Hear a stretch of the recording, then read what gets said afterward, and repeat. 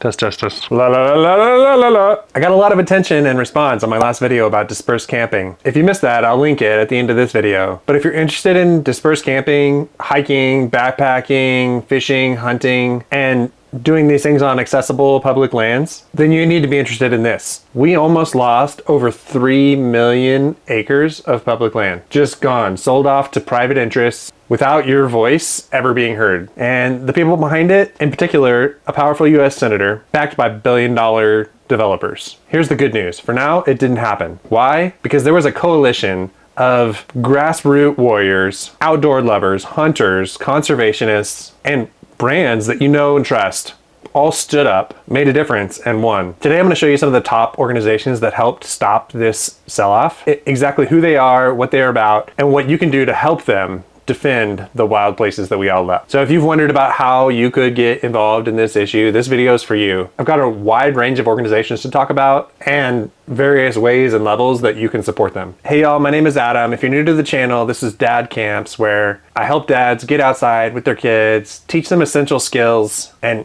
make every adventure fun. So make sure you hit subscribe if you're into that. But for now, let's dive into this. So recently, some weeks ago, Senator Mike Lee from Utah slipped a proposal into legislation known as the Big Beautiful Bill that would have sold off up to 3.3 million acres of BLM and National Forest land. And there's no designation whatsoever on where these lands are or could be. So we're not just talking empty deserts or forgotten woods somewhere. These are potentially iconic public places. Could be elk migration corridors. Could include pristine popular trails, backcountry hunting grounds, or even areas with rivers that are paddled and fished by thousands of people. You might not think that 3 million acres is really all that much. I mean, doesn't the federal government own like a cajillion acres of public land? To be exact, the federal government owns 438 million acres of BLM and National Forest land. Is this $3 million a drop in the bucket? Not exactly. To put it into perspective, size-wise, this deal could have sold the amount of land equal to Yosemite 4 times over. Even all of Yellowstone National Park is only 2.2 million acres. So roughly this land sale would have been approximately the amount of land from Yosemite and Yellowstone combined. To put it another way, that's roughly the amount of land that's in Connecticut, completely up for grabs to the highest bidder. It was framed as a housing affordability solution. But to me, this is like taking out a second mortgage on your house to be able to pay off your credit card bills. You don't risk your home to make up for bad money management. You make a budget and you stick to it. And here's the catch. Well, one of the catches. There's not even a guarantee that this would have been used for housing. Definitely no requirement that it would remain undeveloped. And most importantly, no voice for the millions of people that use and cherish these public lands. And if this had gone through, closed, bulldozed, fenced off, gone forever. That's why this is so important to take a stand on, because this is not something that can be reversed by a future administration or legislation. And it almost passed. In fact, the Big Beautiful Bill did pass today at the day of filming this, but something incredible happened. The language and proposal for the land sell-off was removed from the bill, and here's why. Meet the resistance. Millions of people and dozens of organizations spoke up loud and clear. And their message was, our public lands are not for sale. Specifically, 10 organizations formed the core of this resistance. And they didn't just protest. They organized, they strategized, and they executed one of the most effective grassroots defenses of our public lands that we've seen in decades. So I'm gonna break them down in no particular order. As I'm going through them, I'm gonna talk through ways that you can support them. And the 3 main ways are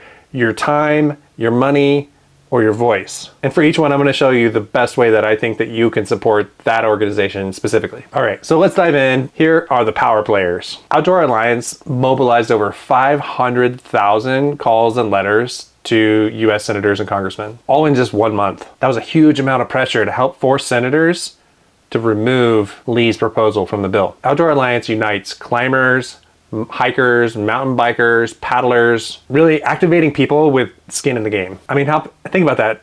Getting 500,000 people voicing their outrage to stop this disaster. Here's a few unique strengths that Outdoor Alliance brings to the table. Creating and providing detailed maps, identifying areas at high risk for things such as like the Cheney Trail area in Southern California. Policy advocacy using data. They've been a huge presence to lobby for increased BLM and forest Service resources. They're great at building outdoor coalitions, bridging different recreation communities into unified political action. I think one of the best ways that you could support Outdoor Alliance is through your voice. Help to respond fast to legislative threats, sign up for their notifications, share the information when they do, show up when they put out a call to action. Okay, number 2, this one's one of my favorites, backcountry hunters and anglers. Because what do you get when you cross lifelong hunters and anglers with liberal environmentalists? You get rural conservative senators suddenly realizing that this bill might cost them re-election. BHA turned the hunting community into a political asset. Boots on the ground, phone calls, emails, op-eds, town halls. They launched a Flood the Lines Day on June 25th, where they put out a call to try to get 25,000 calls to your local US senator. They ended up getting 35,000 people, including myself, to do it. Their grassroots, boots on the ground ethos turns passion into real power. Hunters and anglers might not always wear Patagonia, but when BHA speaks to the tune of thousands of your constituents calling your phone in one day, those congressmen and senators are going to remember that. Unique strengths for backcountry hunters and anglers. They're big on stream access campaigns, ensuring waterway access rights. They have Habitat Watch volunteers. They actually go out and track real land use in real time. And they also host a lot of community events, pint nights and field events, which help to build kind of offline community support. And I think the number one way that you could support them is probably financially, because a membership there supports their stewardship and outreach.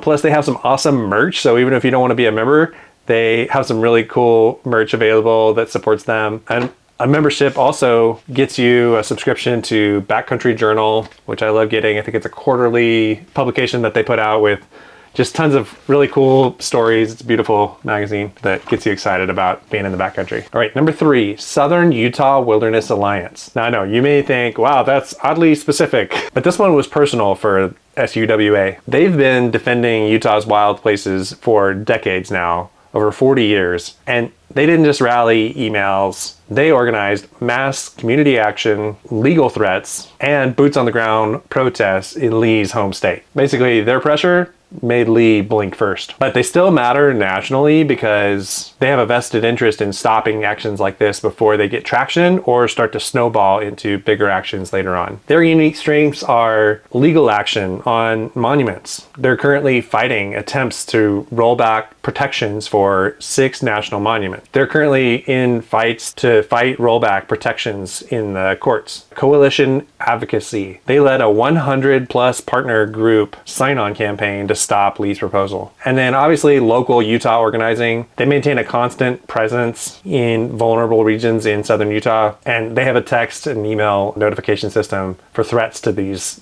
lands. Number one option for supporting them, I think, is probably financially. They ask for monthly giving so that they can continue to maintain lawsuits and pressure in the courts throughout the year. And they have options for as low as $5 a month to consistently be able to fund those. So if you live in Utah especially, you might want to consider helping fund that. Okay, number 4 is the Conservation Alliance. This group united over 250 outdoor brands. Names like Patagonia, REI, North Face. And their message was simple: destroying public lands destroys a $1.1 trillion outdoor industry. The message that lawmakers got: sellouts aren't just bad for PR, they're just bad business. And when business speaks, politicians listen. The Conservation Alliance just does a good job of showing that nature is not just sacred, it's serious economics. Unique strengths that Conservation Alliance brings are brand-powered influence, coordinating with outdoor companies for collective lobbying. Like I said, making that economic argument, connecting land protection to a $1 trillion economy. And they're a grant maker, so they fund local conservation projects across the United States. So the best way that I think you can support the Conservation Alliance would be using your voice. You could do things like sign public petitions that are amplified by outdoor brands, and you can push your favorite brand to join. So if you have a gear company that you like that is not in the Alliance, reach out to them and show them what it would mean to you for them to join the Alliance. All right, number 5, the Rocky Mountain Elk Foundation. Elk don't vote, but elk hunters do. And when this group showed that selling off public lands could gut or inhibit on key elk habitats, senators started peeling away from Lee's bill like a gorilla eating a banana. RMEF shows how privatizing land fragments elk habitat, it destroys migration routes, and can ultimately devastate elk populations. Unique strengths of the Rocky Mountain Elk Foundation include things like habitat advocacy, like I mentioned, science-backed campaigns for elk range conservation. They've got some serious legislative clout. They're trusted by hunters and by Western senators. They also produce research grants that support long-term wildlife studies. One of the best ways to support Rocky Mountain Elk Foundation is to volunteer locally. They've got chapters everywhere. Opportunities include things like local chapter fundraising events and banquets. You could help plan or staff these events, volunteer at them, or even just attend to help raise crucial funds for conservation in your state. They also have a ton of on-the-ground projects, such as assisting with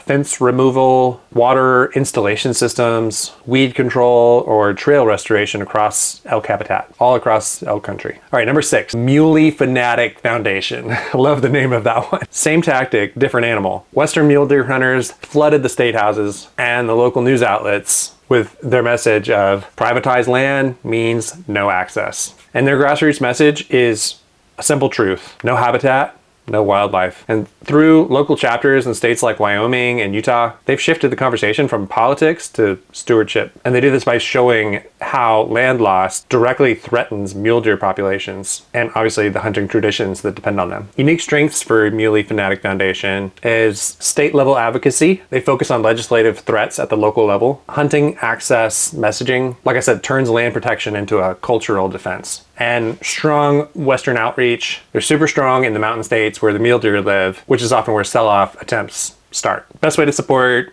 Muley Fanatic Foundation, again, is also with your time. It's to join or even launch a local chapter. This is where 70% of their funding comes from. So if you're a mule deer hunter, this is a no-brainer. Get connected with these guys. Okay, number 7, interesting one, the Center for Western Priorities. So you might feel like me that selling BLM land is not going to solve the housing crisis, but maybe you can't quite articulate why that is. CWP gives you the facts to support it. This is what CWP does best. They broke down Lee's housing crisis justification with hard-hitting data and real policy flaws. Their research is what gives some of these other groups ammo to be able to fight smarter. Unique strengths for Center for Western Priorities, like I said, a research engine. They publish timely and media-ready facts to be presented. There's a great link that they have specifically on this topic. I'll put it in the description about how the devil is in the details when it comes to building affordable housing on public lands. They're great at combating the narrative, basically dismantling propaganda with logic. And lastly, media toolkits. They equip influencers and journalists with easy to use data and facts for them to present. The best way that you can support CWP, I would say, would be through your voice. Distribute the reports and the infographics that they provide out on social media. You could cite their data in letters and calls to your senators. Get to know these details so that you can share the story of them with your friends and your family. Number 8, the Wilderness Society. They have a national network with a deep legal bench. TWS coordinated responses, filed early legal challenges, and most importantly, their president, former BLM director Tracy Stone Manning, she called Lee's proposal anti-American on national TV, and that hit headlines hard. Their unique strengths, they have a national strategy, connecting efforts across multiple fronts. They've got legal preparedness. They're ready to challenge overreach before it passed. And they've got that leadership messaging, like I mentioned, that can elevate visibility through high-profile spokespeople. One of the best ways you can support the Wilderness Society is actually financially, because right now they're doing a deal where they will match any donations for the next 3 months. You could set up a monthly donation, and whatever you are able to donate, they'll match it for the first 3 months of your giving. Helps your giving dollar go further. Number 9, New Mexico Wild. So while this fight was national, it was also local. And this group led local not for sale rallies across New Mexico, bringing together tribes, environmentalists, ranchers, and hunters. Over 1,000 people rallied in Santa Fe alone. They helped prove that even in red states, this issue transcends politics. And that's what local power really looks like. Their unique strengths are large-scale mobilizing, like I mentioned, running high-impact rallies, tribal coordination, integrating indigenous voices authentically, and regional policy work, obviously tracking threats specific to New Mexico. One of the best ways you can support New Mexico Wild would be with your time, especially if you're in New Mexico, you could volunteer for New Mexico specific campaigns. But even outside of New Mexico, this organization shows the power of local movements. So look around your state and see if you can find organizations like this. You're bound to find similar groups that can speak out on issues like this specific to your state, especially in the West. All right, last but not least, number 10, the Boone and Crockett Club. This organization was actually founded by Teddy Roosevelt's friends. They kind of hold unmatched credibility in the hunting world. And they framed Lee's bill as abandoning Roosevelt's legacy. And that narrative stuck. Basically, old school values meet modern resistance. Their message was selling public lands in this way violates the conservation values and ethics that America was built on. And selling public lands for short-term revenue gains undermines the whole concept of conservation that Roosevelt espoused. Unique strengths for Boone and Crockett are heritage framing of the conversation, basically making public lands a patriotic issue. They've got conservative credibility. They speak directly to center-right values, and they're a great alliance builder, bridging conservation with tradition. One of the best ways to support Boone and Crockett would be financially. You could become a member there for, I think it's as low as $35 a year, which provides a number of perks that comes with their membership, and they listed on the website, linked below. They're able to sustain their advocacy work through those memberships. What made these groups so effective in this case? I think it was because it wasn't just outrage, it was strategy. There was coalition building between many different groups, liberals and conservatives, hunters and hikers, tribal leaders, business executives. That's a pretty unbeatable alliance. Another key was rapid response. Some of these groups sent action alerts within hours of the proposal dropping. They used localized pressure. They didn't just yell at Washington. They worked from the ground up, hitting senators in their local states and regions with calls and visits and town halls. And they highlighted the economic impact. It shows that public lands aren't just pretty, they fuel jobs, small towns, and outdoor recreation industries. Okay, so we got him to remove the proposal, right? But what's at stake now? This was a huge win, don't get me wrong. This win was real, but let's be honest, it was temporary. Proposals likely don't just disappear. They come back in new forms, hidden in rioters, buried in budget talks, or maybe pushed quietly during election distractions. And the groups that beat it once, they're gonna need support again. Because here's the truth, 438 million acres of BLM and National Forest land are still at risk. This is our land, your hikes, your hunts, your weekend escapes, your legacy. So kind of recapping, what can you do? Well, right off the bat, the easiest thing that you can possibly do is just like this video, please. Help this get out to more people so that more people can see the opportunities to fight for this issue. Here's how you can make a difference starting today. Join their alerts, click the links below, go to their websites, sign up for their newsletters, sign up for their emails and their text notifications. You can easily do that on all 10 organizations at the links below. That's base level what you can do. If you want to go even further than that,